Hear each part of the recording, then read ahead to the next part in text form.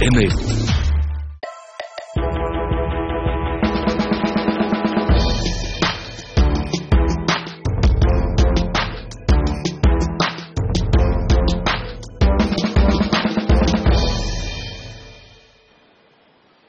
Hello and welcome to another episode of Nse Fin Wiz powered by CNBC TV 18. This week we're in Bangalore and we catch up with the employees at the country's only backward integrated real estate company, Sobha Limited.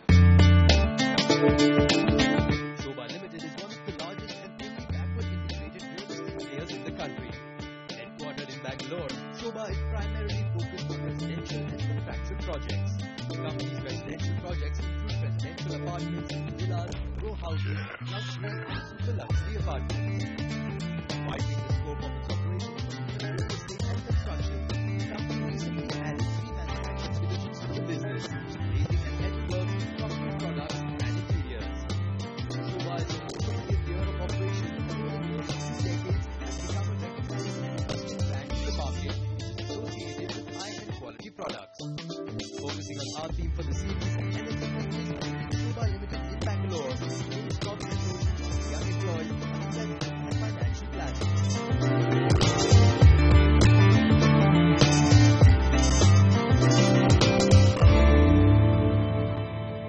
See, the investments which I've made so far have mainly been for the purpose of tax planning. So I've not really invested in the real sense. Investments point of view, I have made investment. I started my investment for the last 5 to 6 years with a smaller amount. Started with some kind of an insurance first of all, and started investing something in the gold aspect. Now started doing in the last couple of years like an SIP or mutual funds kind of stuff. As an employee, my investment portfolio gives preference to tax saving schemes, and right now from this year I started investing in national pension scheme. So apart from that, my main allocation is in debt bonds because I faced some negative result in 2008 recession when I invested in equity, and some amount in mutual funds, SIP. I would like to ask him one question, which will give me guarantee returns. I don't, because see, at then if you or me, anybody invest, they would expect extra money only, not lose the money. What is that? Can anybody tell us saying that which will be the right place or right thing where you tell yes, you invest here, you will get it. I know you can't expect short time returns. It takes 5-6 years also, okay, but can anybody guarantee us saying that yes, you invest here 200%, but that might happen, might not happen. If some financial expert can help us out there, that would be really great. Well, we are now joined by our 2 very special experts. First up, we have Uday Dhoot, who's the Deputy CEO, International Money Matters. Welcome, Uday. And we have Anil Rego, who's the founder and CEO, Right Horizons. Welcome to the show. Anil, first question to you. You know, when somebody starts their financial planning, their personal financial planning, what are some of the first few baby steps or some of the basic foundations that they need to keep in mind when they start off? Yeah, I think the first part is to actually look at what your needs are. And maybe at initial years, we may not be sure what they are. It could be, just a vehicle that you need to buy.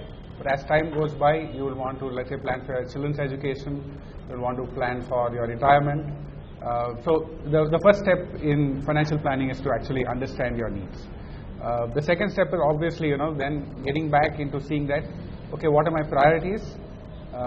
Then you go back again and say, can I put some values to it? If it is, let's say, children's education, maybe I want to plan for 10 lakh of rupees and I want it maybe 7 years from now.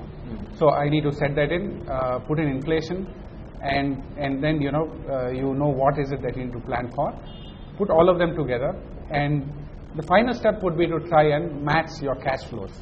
Okay, so now you have income, you have projected income, and then you see, are you actually able to meet your financial goals? And if you're not, then you probably need to look at ways to either enhance income or to relook at your goals and say, am I being very aggressive? Okay. What is inflation? In simple layman terms, because we read it in the papers, we watch it on the news, but for a layman, what is inflation? So for layman, inflation is like this. When I came into Bangalore 14 years back, used to get masala dosa at some 15 bucks or something. Right now it's some close to 30 rupees a dosa. So that is inflation for us, and it is happening across the board. Not only food, whether today you go out for a movie with a family, you end up spending 2,500 rupees watching movie. All this is basically inflation. I think two biggest parts in inflation today are, one is education, the other is health cost. Both are rising far more rapidly than any other expenses, and something which we really need to plan for. Why? Because all of us want best education for our kids, which is why you need to start planning for it way ahead in advance. Second, I think as an economy we are developing, I think the life stage that people are going to live, life is getting longer, life expectancy is increasing, which means that we are going to live longer. Whether we are going to be healthy or not healthy, that's a different matter altogether, but we are definitely going to live longer, which means you need to seriously plan for your health cost. Your medical insurance that your company provides is just not going to be sufficient. You need to have a lot more than that. Okay, that's an important point on that. Anil, so you mentioned also about the difference between the cash flow, inflow and the outflow. But before that, when we were talking about goal setting, how does one go about this? It's a moving target. So for example, I'm just out of college, first job, I want to buy a Royal Enfield. I'm trying to save that, but then I realized 2 years later that no, now I want to buy a car. And that's what gets daunting for people, because they're like, oh my God, it's a big task. How do you advise people on that? How do they overcome this daunting task? Yeah, it's really daunting sometimes, especially in the initial years, because like I said, the goals are not crystal clear. But as one goes by, then you're sure, yeah, I need to plan for my children's education, retirement, their standard stuff. Of course, you may want a very nice retirement, so you can choose, whether you want to vacation or whatever. So initially, yes, it is daunting, but what you need to do is look back at what you are doing, check it every maybe 2 to 3 years. Okay. And then it sets you a benchmark, because even though sometimes the goals may not change, you may find that the values change. I thought children's education may cost so much. Okay, but 5 years from now, even with inflation, it's much higher, say. Right. Okay, or there's something that I completely missed out. I went and suddenly bought another house. Right, so there would be these changes, and you need not be daunted by it. I think just plan for it, look at it once in 3-4 years, and it will be fine. Okay. So on this note, I think let's go over to the audience. If you have any questions that you would like some clarity on. The first question is how to build a strong portfolio which is very healthy. And second question is the difference between large cap, mid cap, and small cap. Okay. Anil, first question to you, and Uday, second to you. Sure. I think, for us to keep our bodies healthy, right, you need good nourishment. So the portfolio, first of all, I think needs good nourishment. It needs good cash flows in. So put as much as money as you can put in. If you are, earning on a monthly basis, I think salaried SIPs are a fantastic way of going about it. Look at a combination of avenues. Don't either go completely into real estate or completely into equities, or completely into bank FDs. You need a combination of them. You may find at one point equity is doing extremely well. At some other point, maybe debt is the best performing asset, and maybe real estate is just stable.